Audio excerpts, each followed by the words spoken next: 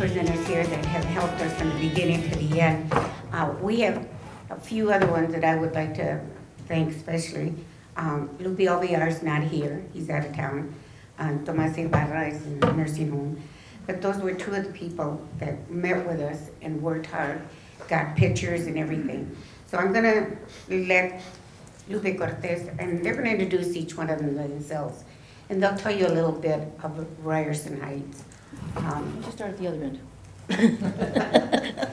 Okay. He's younger than I am. Okay. We'll start with Ramiro Rodriguez, since Dr. Malawi tells me, and that Ramiro and Beto are here. And yes, their fathers were veterans. Yeah. And if you have anybody, like they say, please let them know. Ramiro Rodriguez is right here. Thank you. Now, you want me to talk about Ryerson Heights, or why we came here? Anything you want. Oh. Where you were, what you did, you got up, you came to Ryerson Heights? I was born in Ryerson Heights, 43B, on every single house, I think, was on Churchill Drive. Yeah. But, so I'm a product of Muskegon, Muskegon Public Education, and pretty lucky to have lived here. And because my mother would always tell the stories of Texas, southern Texas, a little town of Crystal City. And a big difference in that, Crystal City was strictly segregated, even though it was about probably 85–90% Mexican. If you were Mexican, you couldn't go into certain areas of town, and it was up to you to know that you couldn't go there. Likely, if you went there, somebody would call the police, and they would make sure that you didn't go there. And this was the kind of thing that my mother would tell the stories about. And then, so in '41, when production picked up here and they were looking for people, my dad moved up here and he went to work at Chem 1 Cannon, number 3 there. And he worked there for 30 years. And and then because of my mother's stories, my dad's stories, I became interested in genealogy.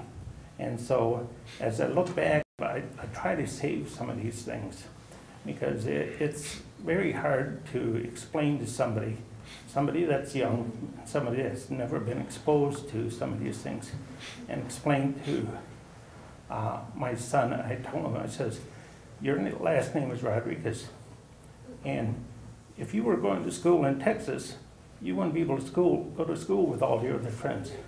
Black people went to one school, Mexicans went to another school, and the white kids went to another school.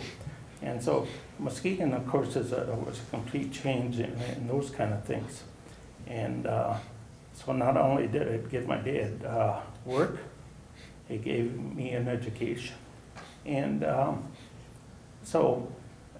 like I said, they came up. Now, my dad had already been in Michigan, and he'd been in different towns, and he liked Muskegon, and that's why he came back here. So when he came here, he came with the intention of coming to Muskegon.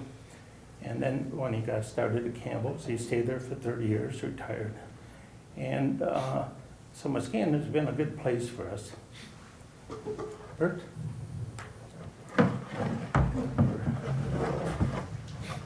Ramiro.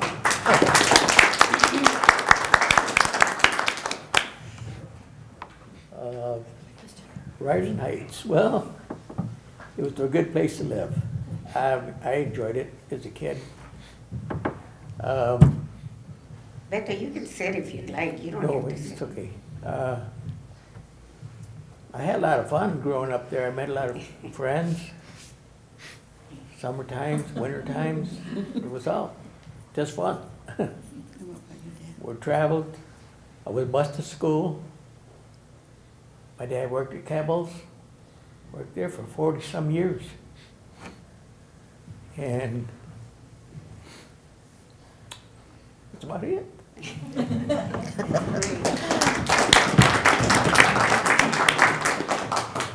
I'm his wife, Maria.